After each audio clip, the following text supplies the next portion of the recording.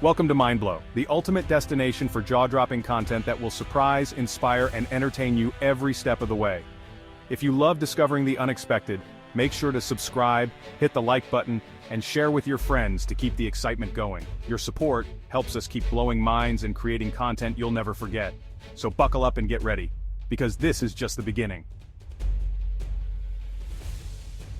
The South China Sea, calm on the surface, was a powder keg.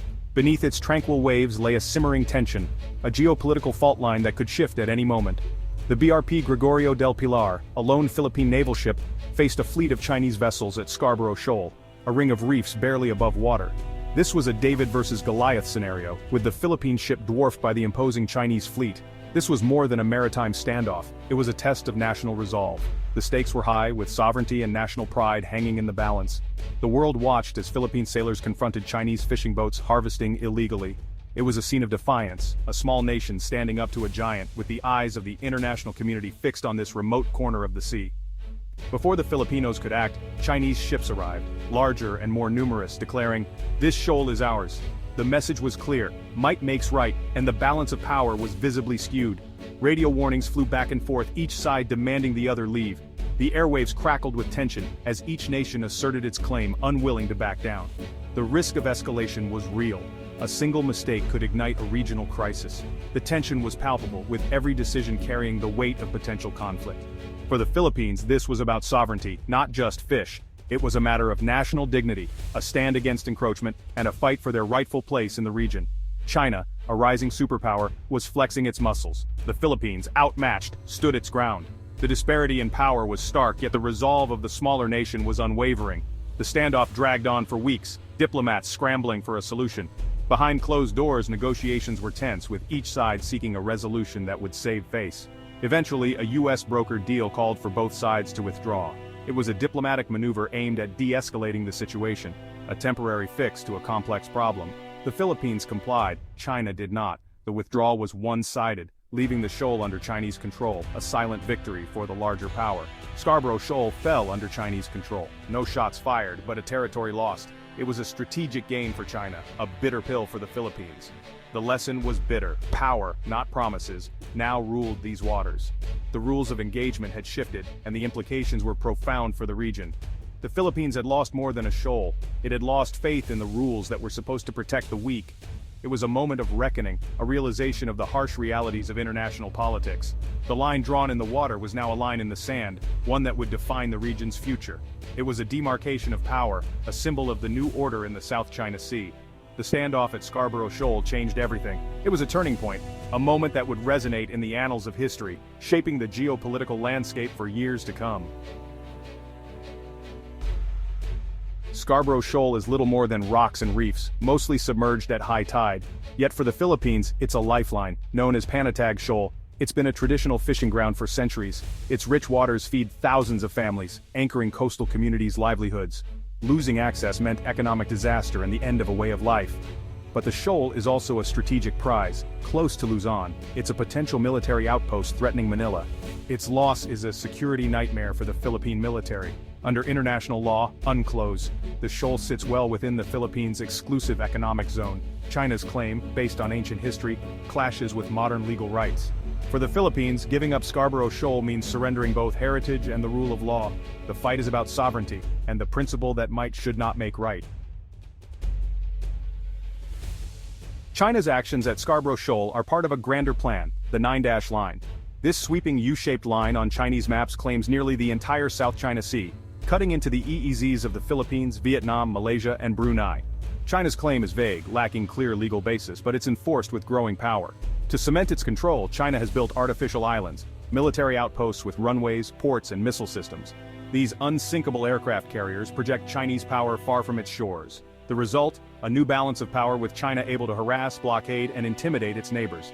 The so-called cabbage strategy surrounds disputed areas with layers of ships, squeezing rivals out without firing a shot. It's a slow-motion takeover, one reef, one shoal at a time.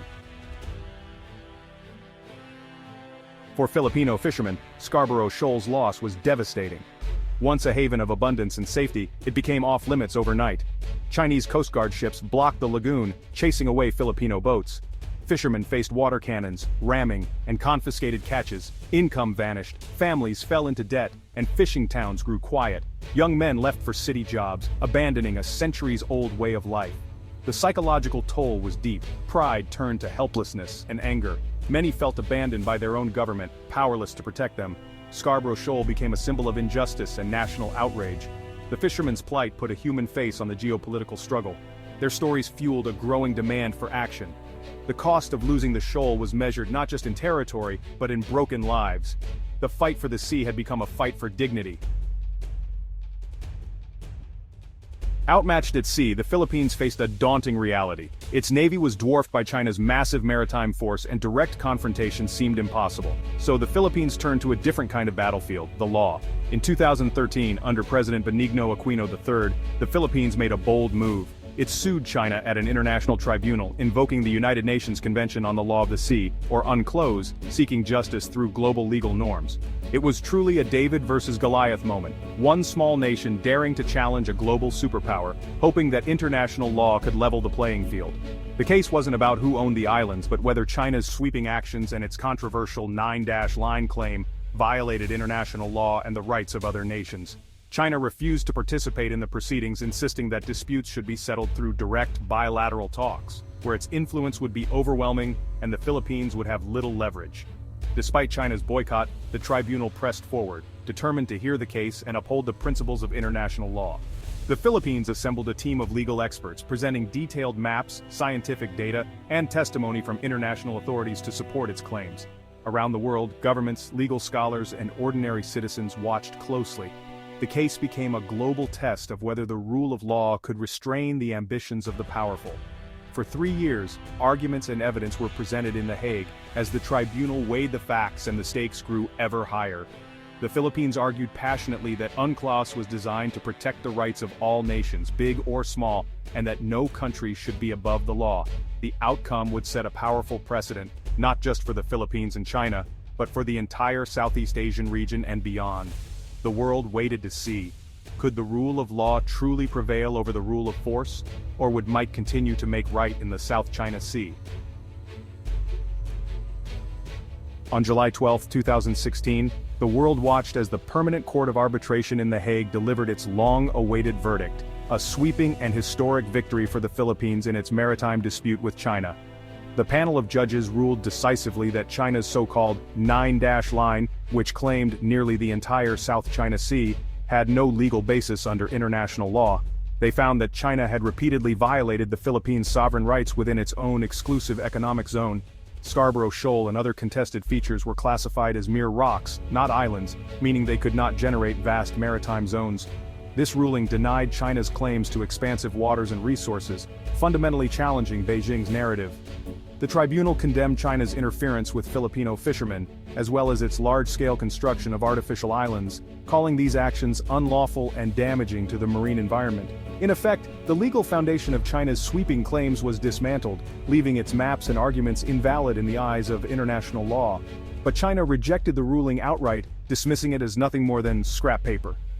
Chinese officials angrily denounced the verdict, refusing to recognize its legitimacy. State media launched a propaganda campaign against the tribunal, while the Chinese military staged live-fire drills in the South China Sea, signaling defiance and a show of force to the world.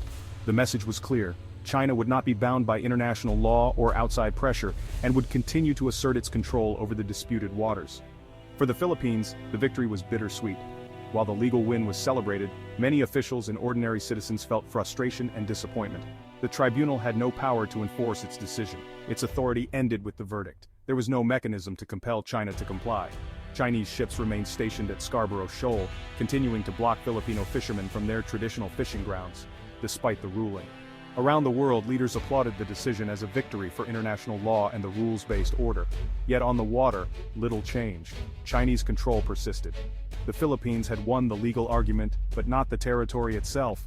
The reality on the ground and at sea remained stubbornly unchanged. The Hague ruling was a moral triumph for the Philippines and its supporters, but in practical terms, it failed to shift the balance of power in the South China Sea. The struggle for control of the South China Sea was far from over. Tensions simmered, and the risk of confrontation remained ever present.